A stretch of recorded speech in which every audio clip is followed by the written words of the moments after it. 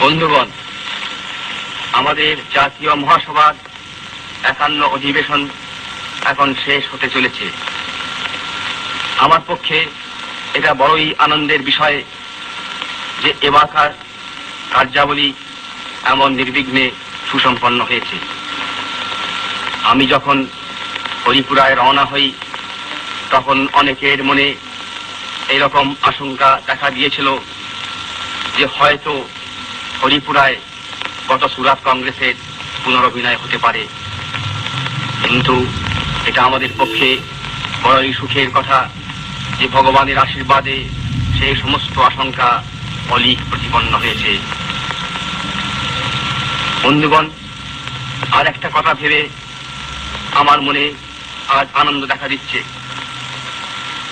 এখানকার অভ্যর্থনা সমিতি সর্দার বল্লভভাই প্যাটেল মহাশয়ের পরিচালনায় যেভাবে কাজ করেছেন এবং যেভাবে আমাদের জন্য সমস্তই ব্যবস্থা সুবন্দোবস্ত করেছেন, এটা আমাদের পক্ষে বড়ই আনন্দের বিষয়। তাই তাদের নিকট আমি আমাদের অন্তরের কৃতজ্ঞতা জানাতে চাই।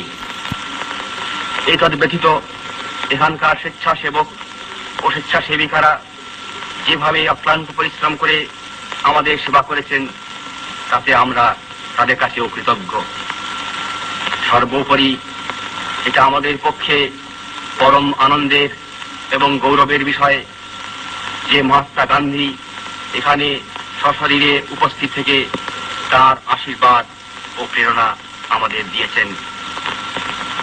বিজ্ঞান আমাদের কাজে সহায়তা এখানে করেছে এবং আমি আশা করি যে ভবিষ্যতে আমরা আমাদের প্রচার কার্যে ফিল্ম এবং রেডিও সাহায্য আরো বেশি নেব। সর্বশেষে আমি আপনাদের কাছে আমার অন্তরে নিবেদন জানাতে চাই। সে নিবেদন হচ্ছে এই যে আমাদের জাতির ব্রত এখন উদযাপন হয়নি, আমরা এখনো পরাধীন।